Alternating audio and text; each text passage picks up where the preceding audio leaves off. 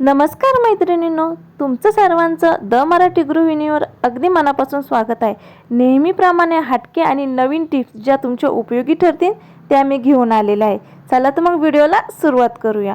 माझी पहिली आणि सगळ्यांच्याच घरात प्रश्न पडलेली टिप ही आहे की आपल्या सगळ्यांच्या घरात असे खूप सारे सॉक्स असतात आणि घाईच्या कामाला नेमके आपल्याला त्यावेळेस त्याची पेअर सापडत नाही ना, जोडी सापडत नाही।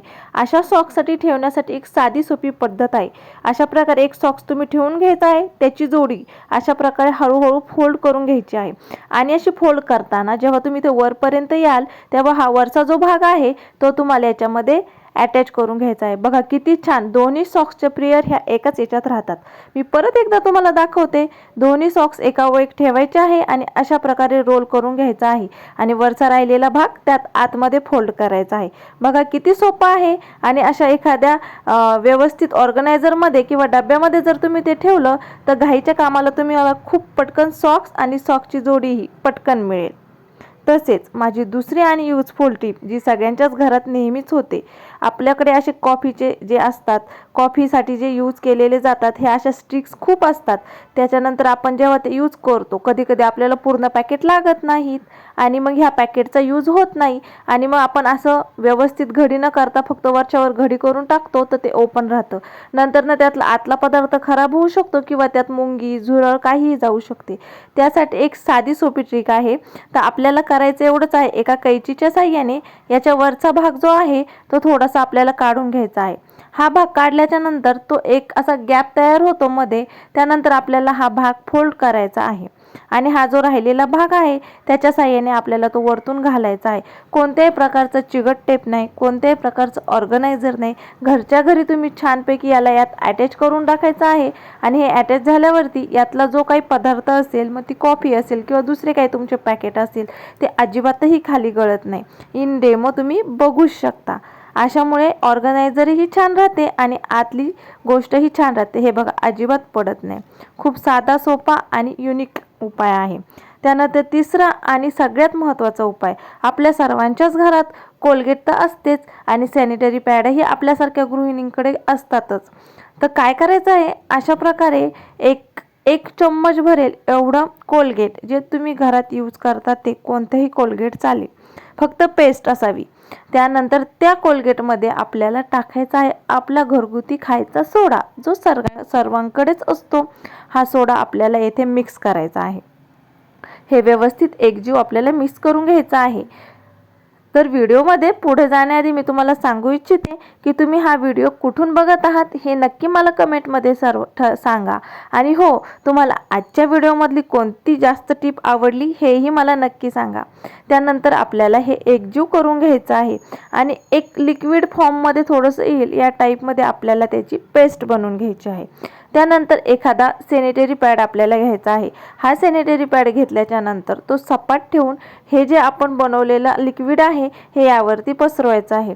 नक्की तुम्ही हा उपाय ट्राय करून बघा। मीही ट्राय केला, नक्की मला इफेक्ट जाणवलेला आहे। सगळीकडे व्यवस्थित तुम्हाला ती क्रीम जी तुम्ही बनवली आहे ती सगळीकडे व्यवस्थित लावून घ्यायची आहे। सगळीकडे लावून झाल्याच्या नंतर तुम्हाला तुमचा जो पाय आहे किंवा ज्या व्यक्तीच्या पायाच्या टाचांना भेगा पडल्या आहे, टाचा खूप खराब झालेले आहे, पाय हे खूप असे सूक्ष्म न होता खूप असे दगडासारखे झालेले आहे, त्यांच्यासाठी नक्की हा उपाय काम करेन। त्यावरती आपल्याला आपला पाय ठेवायचा आहे आणि एक यूज न होणारा किंवा जो सॉक्स तुम्ही फेकूनच देणार आहात असा सॉक्स तुम्हाला इथे घ्यायचा आहे आणि हा सॉक्स तुम्हाला पायात घालायचा आहे। असं दोन्ही पायांना जर तुम्ही केलं तर नक्कीच तुम्हाला आराम पडेल।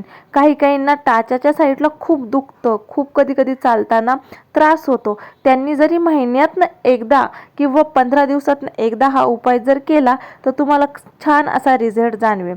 हे बघा अशा प्रकारे दोन्ही पायात मी दोन्ही ठिकाणी असं लिक्विड लावून घेतलेलं आहे।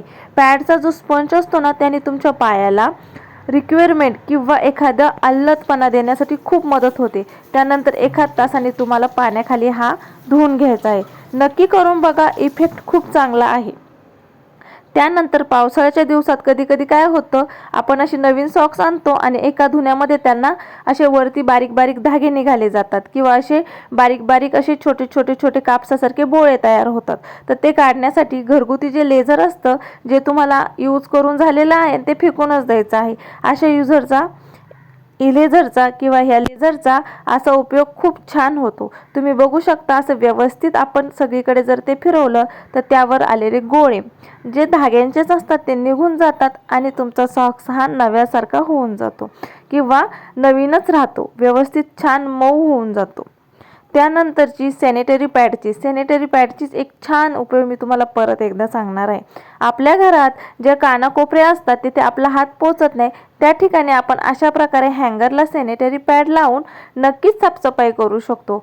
बऱ्याचशा अशा गोष्टी आहेत का जेथे कपाटाच्या मागे, दिवाणच्या खाली जाळी झालेली असते, ती जाळी आपल्याला सहजासहजी निघत नाही. ह्या सॅनिटरी पॅडला ती जाळी खूप लवकर चिटकली जाते आणि त्या ठिकाणचा भागही खूप लवकर क्लीन होतो.